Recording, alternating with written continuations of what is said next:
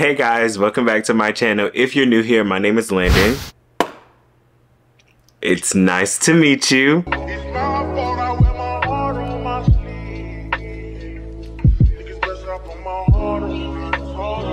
So as promised, I told you guys that I would do 27 questions and answers in celebration of my 27th birthday. So without further ado, let's get into these questions. Now, I'm not gonna lie, these questions are kind of like sum up everywhere. So I'm gonna just go in the order of how I typed it out. First question is, why do you think you are single? I feel like that was a lot of the questions. So why do I think that I'm single is because I choose to be single. I choose to be single because I'm not one of those people that could just like go into something because I think that it's fun or because it's an opportunity.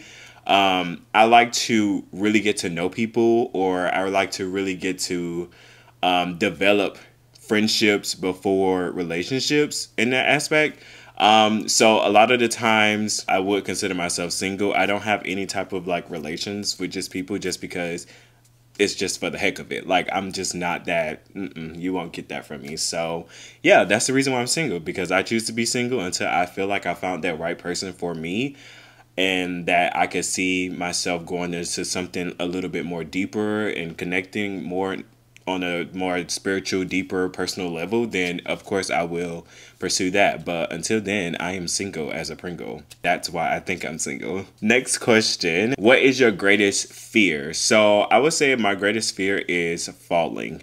And so the reason why I say that is because a lot of times when I do have dreams or like I consider nightmares, I'm always like in the sky somewhere and I'm like, I would just do something crazy in that dream and I would be falling from the sky. Now, why? I don't know, but it's just like my heart jumps out my chest from falling.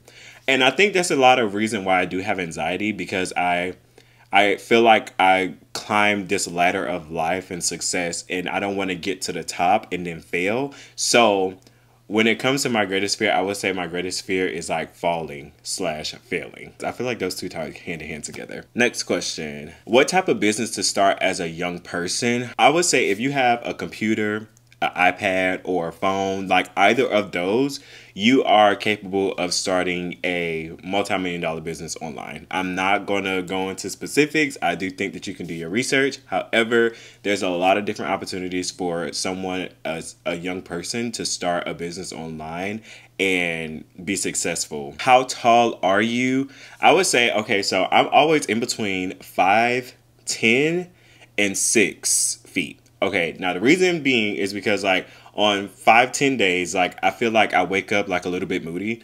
But on 5'11", I'm like happier. And then 6 feet, it depends on like what type of shoes I wear. So I would say I'm in between that range, but I really think that my height exact is 5'11", if I'm not mistaken. Do you need a workout partner? I feel like I get this question a lot too, and not like only online, but also in person. Like people would tell me that they're coming to work out with me. I don't mind having a workout partner or like somebody that wants to go to the gym with me to just like learn a few things and then like go solo or whatever, because I'm not a personal trainer by all means. That's just not me.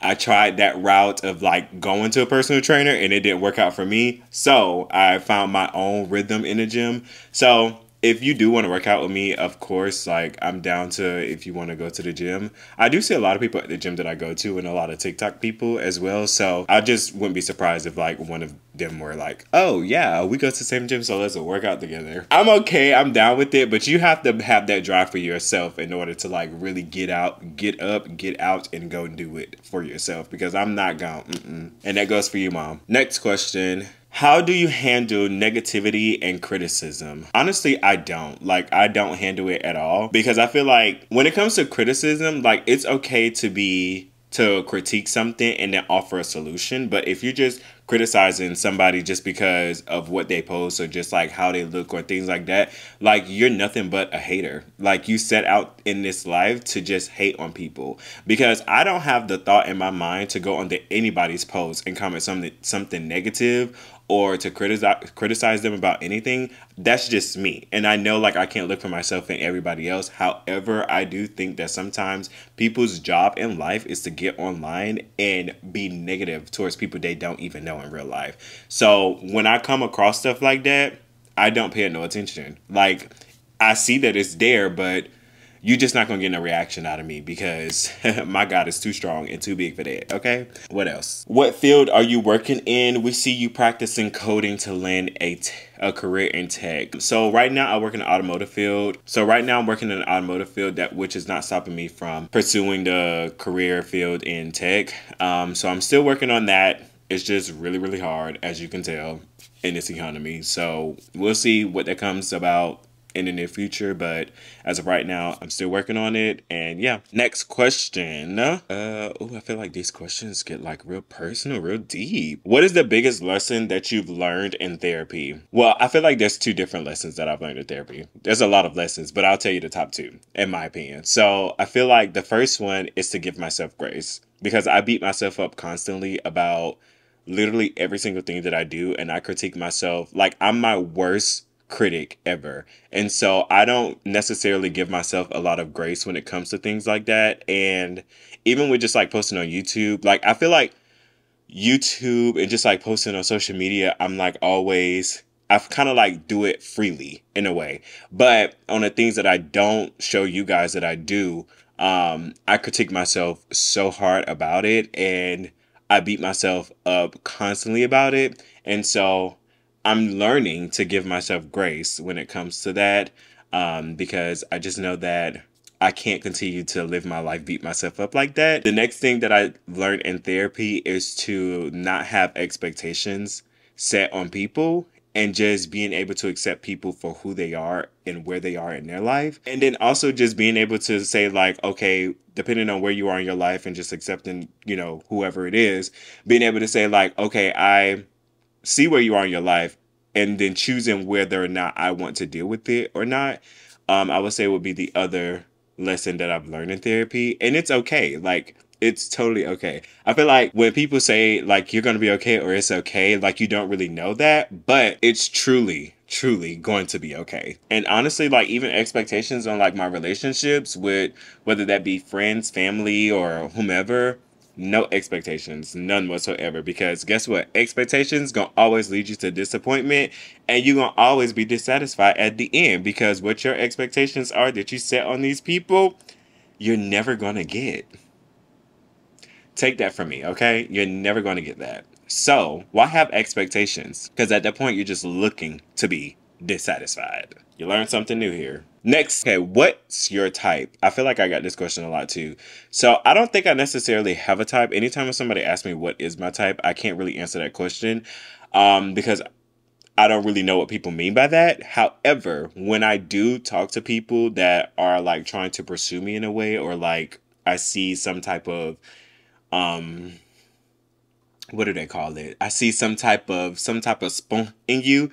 I feel like it's all in the way that you carry yourself. I think that if you're able to communicate and articulate your thoughts, your feelings, and all that stuff, you're like, okay, +1, green flag.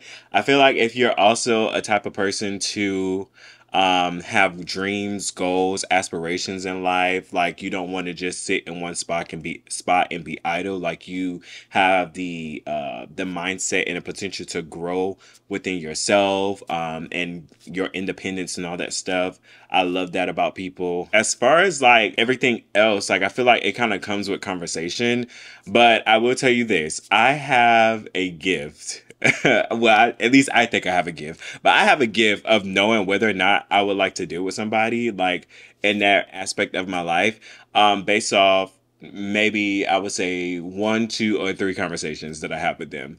And I will tell you that, and a lot of times I would say I've been blocking out the devil. I'm just like, I don't block my blessings. He sent some people and I sent them right on back. Oh, wow. This is a newbie. Around what age did you realize that you didn't like girls? I would say, that was so many years ago. I was pretty young. I was really young. And I don't think I ever really came out to my parents until I was in middle school. It started to like really show more that I just wasn't like the typical straight guy. And I was more so just like into everything else that wasn't your idealism of a straight heterosexual male. Yeah, I just remember surrounding myself with friends who supported me, but I feel like I knew I I didn't like girls at a really, really early age. That was just like the coming out part. But I feel like I didn't like girls at a really, really young age. And I dated like girls. I had girlfriends and all. Like, I did the whole shebang. Like, I had girlfriends, but I just wasn't, we just wasn't meshing. It was more so like, hey, sister. It wasn't like, hey, babe. I would say it's just a pretty young age. Because I feel like when you know, you just don't know how to say it or what the feeling is, but you know. And then sometimes we would grow up and like, that's a topic for another time. But anywho, if you would have to move elsewhere, where would that be? I've always told myself that if I was to move somewhere else, I would want to move to Dallas, Texas. And honestly, if they put an Alpha Land in Dallas, Texas, I would be there in a heartbeat. But I think they only have it in Houston. But if they put one in Dallas, I think I would. Dallas would be my next city that I live in. Not a question. Just wanted to say I missed you and you're my favorite Libra. I feel like that came from Key. Love you, girl. I miss you too. When is the last time that you cried? Why did you cry? And how did you overcome that pain? Ooh. That kind of got personal. When is the last time that I cried? I think the last time that I cried was probably like a few months ago. I believe it had to be like in the summertime sometime, like June or July. One of those times. And for some odd reason, it was like a very, very dark moment in my life. I would say the reason why I cried is because, as you guys know, like I've been working so hard. Not only just like doing YouTube, also trying to like continuously post post reels or just like post content in general for you guys. In which I would say I've been doing a really, really good job because I'm surprised at myself for not giving up on any of this yet. But I continue to go, and so I'm so proud of that. However, on the flip side of that, I feel like the career goals that I do have in life, I'm not really seeing it yet, and I feel like I kind of compare myself to other people too, which is a very toxic thing to do. I just felt like I wasn't leveling up in a way, and so yeah, like I was over here like having the worst anxiety, depression, everything, in which I try not to really show you guys on the channel, but I was in therapy like 3 times that week, or that week and a week after, and she was like, we need to, I need to check on you, make sure you good. But I would say that's the last time I cried, and that's why I cried. I really cry if I am feeling any type of pain or any type of like heartbreak or something. It's all because of myself. It's not because of somebody else. I always look within myself, and if I feel like I'm not growing, like it tears me down. So that's the reason for the last time I cried. What is your current goal and how do you plan to achieve it? I'm actually not even really sure what my current goal is. I feel like when it comes to YouTube though, like I feel like my goal is to at least acquire like 2,500 subscribers by the end of this year. I want to go into the new year with a set game plan on just not only filming vlogs, but also just like doing other types of videos. I'm not really sure what other types of videos, but I do want to like do other videos and even like collaborate with other creators in my area to just be like, open to do whatever and meet new people, honestly, because it's really hard for me to meet new people. But I will say that's probably like one of the goals that I do have, and not really sure how I'm going to achieve that yet, but that's one of the goals I do have. What are your career goals? Oh, I feel like I just answered that. No, what was that one? What's my current goal? Okay, so this is career. I would just want to acquire a position in tech. I'm not sure how far I want to go into it or just like how many years I want to put on it. It all depends. Where my life ends up, because every single decision that you make comes with, you ever played a game of life? Literally just like that. That's how I see my life. Like, you literally have any decision that you make will lead to whatever is next, whether that be good or bad. Like, you literally have to think about your decisions before you make them. So yeah, I would say my career goal is to just land in the tech field and then like kind of go from there and see what else comes about. For right now, what is your love language? I love spending time. Like, I love spending time. I love me some quality time. We can sit in complete silence, but as long as you're next to me, yeah. It's probably so weird to just sit in silence next to each other. Okay, so let me just run y'all through. My ideal person in life is someone who somewhat share the same things as me. So I would like to have somebody who has like not the same, but has a fitness goal in life, kind of like how I do. They also have goals in life to just like prosper and grow in different aspects of their life, whether or not like if they're at a 9 to 5 or they're entrepreneur, it really just doesn't matter. But if we have the same spiritual goals, like the same, if we practice in the same religion, all that stuff. Okay, so I'm gonna answer this one. This one is like, I'm gonna count this one as like a three question. Okay, do you feel like you pour into others more than you do yourself? Yes. I feel like I used to do that. Now I've learned to not necessarily do that unless I feel like that person is pouring into me. Reason being, I've learned that sometimes when I give, I could give my all to somebody. I would give my all. When I say my all, I would give my all to somebody. And then I feel like in return, I'm just getting the shit end of the stick, for lack of better terms. Like, I feel like I'm just over here, like, getting dogged the hell out. And so I had to learn by going through those experiences. Like, I just had to learn that it's okay to not pour into people that you don't really know. Because we go into these things and we just like, oh yeah, it's my man, my man, my man, my man, my friend, my friend, my friend, my, you know, my peoples. And you don't really know them because you haven't seen them in all the seasons. I would say I learned that the hard way. No, I'm not pouring into nobody who I don't feel like is pouring into me, and that's gonna get cut in the beginning. Absolutely not. Boundaries. That word. Do you feel like others pour into you more than you pour into them? No. Well, I wouldn't say no. I would say kinda. I think my friends pour into me a lot more than I could say that I pour into them, because a lot of times I'll just be like, not my business. I think it's kind of like a mutual thing though, because with certain things I would just be like, oh, like, yeah, I feel like it's a mutual thing though. I feel like I don't think I have anybody who pour into me more than I will pour into them. Do you think it's even across the board? No, I don't think it's even across the board. I don't think there's ever going to be like a 50-50. It's more so like 80-20, sometimes 90-10. With me, you either get 0 or you may get a slight chance of 60%. But I feel like if it's somebody that's my man, you're gonna get about 85%. And if you piss me off, you getting 75. Don't piss me off. Is it uncomfortable unmasking the true version of yourself in therapy? I will say when I first started therapy, however long ago that was, I did have to go through a few different people, because I felt like in the beginning, it was like more so, it was not giving like therapy. Like it was giving therapy. I think that's what it was. It was given a lot. It was given therapy, and it wasn't given like a conversation. It was more so given like, y'all ever seen that movie Acrimony, when they was asking Taraji the questions? That's what it felt like. And I just didn't like that. It kind of felt like very, I don't know. I just didn't like that. But then when I met my therapist, who I have now, which I've had for like a year and some change now, when I met her, it was more so like she asked the same questions that they did, but it was all in the way that she asked them. And I was like, oh my God, like, girl, like, at this point, you my homegirl. Like, I'm going to have you forever. We ride or die forever. And I literally told her that. And she was like, oh my God, thank you. And so it's kind of like I had to find somebody who made me feel comfortable to unmask myself, because I felt like before her, I wasn't really comfortable. It was kind of just like next question. I'm just like, yeah, no.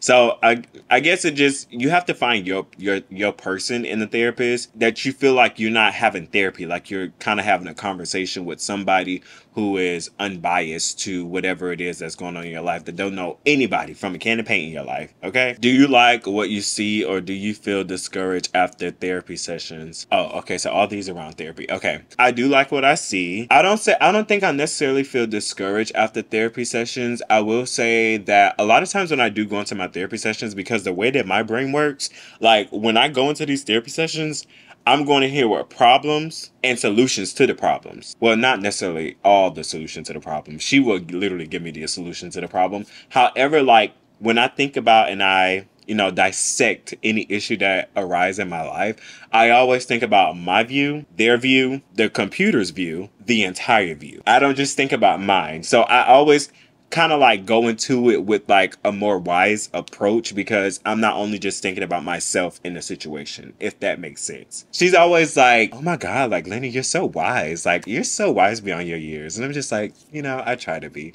I don't think I ever come out of there feeling discouraged. If anything, I feel like I come out of there being encouraged to do what it is that I need to do. And a lot of times my therapist will tell me like, sometimes Landon, you just need to take a break. And a lot of times I'm like, no, I gotta keep going. I gotta keep going. Like the Cars movie at the end of the race when he was just like so dogged out and tired. That is me. Like I'm that person. And I would like keep going. The engine that keep trying. And she would literally be like, Landon, please take a break. Please take a break. That's what you need. Take a break. So yeah, I don't feel discouraged after therapy sessions. If you feel discouraged, I feel like you need to find another therapist. What is your toxic trait in your past relationship? I would say wasting people's time. Not to toot my own horn, but I don't have many past relationships. You may think, but I don't. I feel like that's a bad thing. Well, I know it's a bad thing. I don't feel like it. I know it is a bad thing. But I just think that that's why I say like I can't picture myself being in another relationship because I just haven't seen myself being all in for, somebody. And I feel like it always starts that way. It always starts like, oh, this is fun, it's opportunity, whatever. It always starts that way. But then like as you continue to like get to know people and like realize what y'all don't have a lot that y'all don't have in common, and it's kind of like you're just sticking around for what. So yeah, I don't want to waste my time. I don't want to waste anybody else's time, but I would say my most toxic trait is wasting people's time. I literally need to get to know somebody before any type of relationship arise. Like we gonna be friends till I say we not friends no more. And I'm not talking about friends with benefits. I'm saying strictly friends, boundaries, because we not crossing those soul ties. No, absolutely not. Kind of a toxic trait, but also not so toxic. Are you gay? Why are you gay? I'll leave that up to you. I feel like we getting like to the more family part of things. How many siblings do you have? On my mom's side, it's 3 of us. My mom has 3 boys, so I'm the middle child. And then on my dad's side, I always get the number confused. I just know there's a lot of us. And I think on my dad's side, I'm the middle child too, but I know there's a lot of us. Have you played any sports? I used to play a lot of sports. So let me run you through the list. So football, I tried twice. I didn't like it the first time, and then I tried again the second time just because like I seen my brothers playing it, and I was just like, maybe it is fun. Like maybe I can find the fun in it. Never found it. Didn't like that. I had played tennis. I didn't play tennis like as a team, but I used to play that a lot, and especially like by myself. I used to love playing tennis. Now I played soccer with the team. I love playing soccer. I played that in elementary school. I did swimming at like summer camp, which I love to do. I still love swimming. I ran track for a day. That's all I could do. Y'all know, I feel like I talked about it before. I do not like running, but I did run track for a day, and that was about all I could give for that. Nothing more. I think that's all the sports that I've ever really played. Baseball, I kind of played in like PE, even though like I feel like I could have probably made it far in baseball because had I like branched out of like school and played baseball for like a team or just like any of that stuff to like go pro, I feel like I probably could have made it in baseball more than anything. Who are you closer to, your mom or dad? If you would have asked me this years ago, I'd probably say my mom. However, I think I'm close to both of my parents.